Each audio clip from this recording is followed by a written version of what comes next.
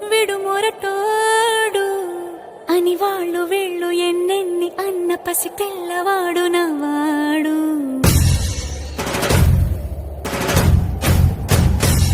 విడు ముండోడు అని ఊరు వాడ అనుకున్న గాని మహారాజు నాకు నా